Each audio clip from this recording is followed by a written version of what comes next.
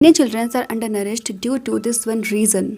India में majority population को पता है कि एक न्यूबॉर्न बेबी के लिए माँ का दूध कितना बेनिफिशियल है, लेकिन क्या मदर मिल्क ही सफिशिएंट है? उसे कब तक पिलाना है, कब उसे बंद करना है, इसके बारे में मेजॉरिटी लोग नहीं जानते। देखो, बर्थ के बाद फर्स्ट 6 मंथ के लिए मदर मिल्क बेबी के लिए एक परफेक्ट न्यूट्रिशन का सोर्स है, लेकिन 6 मंथ के बाद में एक इंटरेस्टिंग चीज होती है, आपका बेबी वही रहता है लेकिन आपके बेबी की न्यूट्रिशन रिक्वायरमेंट बदल जाती है। अब उसकी बॉडी को आयरन, जिंक, प्रोटीन और भी कई सारे न्यूट्रिएंट्स की नीड है जो सिर्फ माँ के दूध से पूरी नहीं हो पाती।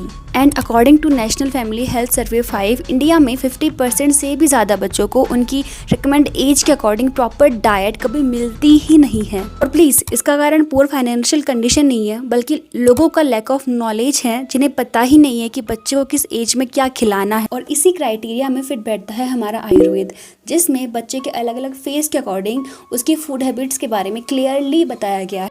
जिसमें पहली अवस्था होती है क्षीरप अवस्था। ये फेज बेबी के बॉन्ड से फर्स्ट 6 मंथ तक होती है, जिसमें बेबी कंप्लीटली माँ के दूध पर ही डिपेंड होता है। और 6-7 मंथ पर होता है बेबी का अन्नप्राशन संस्कार, जिसके बारे में बहुत लोगों ने सुन रखा होगा। इसमें बेबी को पहली बार सॉलिड फूड इंट्रोड्यूस करवाया जाता है।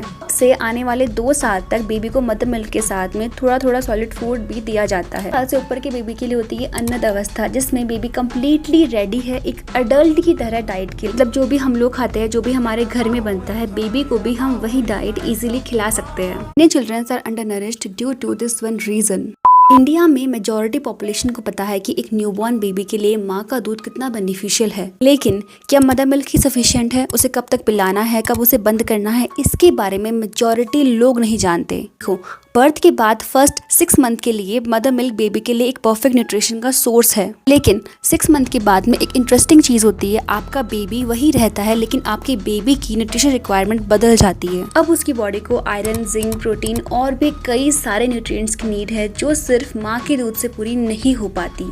And according to national family health survey 5, India में 50% से भी ज्यादा बच्चों को उनकी रिकमेंड एज के अकॉर्डिंग प्रॉपर डाइट कभी मिलती ही नहीं है। और प्लीज, इसका कारण पुअर फाइनेंशियल कंडीशन नहीं है, बल्कि लोगों का लैक ऑफ नॉलेज है, जिन्हें पता ही नहीं है कि बच्चे को किस एज में क्या खिलाना है। और इसी क्राइटेरिया में फिट बैठता है हमारा आयुर्वेद, जिसमें बच्चे के अलग अलग फेज के अकॉर्डिंग उसकी फूड हैबिट्स के बारे में क्लियरली बताया गया है। जिसमें पहली अवस्था होती है क्षीरप अवस्था। ये फेज बेबी के बॉन्ड से फर्स्ट 6 मंथ तक होती है, जिसमें बेबी कंप्लीटली माँ के दूध पर ही डिपेंड होता है। और 6-7 मंथ पर होता है बेबी का अन्नप्राशन संस्कार, जिसके बारे में बहुत लोगों ने सुन रखा होगा। इसमें बेबी को पहली बार सॉलिड फूड इंट्रोड्यूस करवाया जाता है। से आने वाले 2 साल तक बेबी को मदर मिल्क के साथ में थोड़ा थोड़ा सॉलिड फूड भी दिया जाता है। साल से ऊपर के बेबी के लिए होती है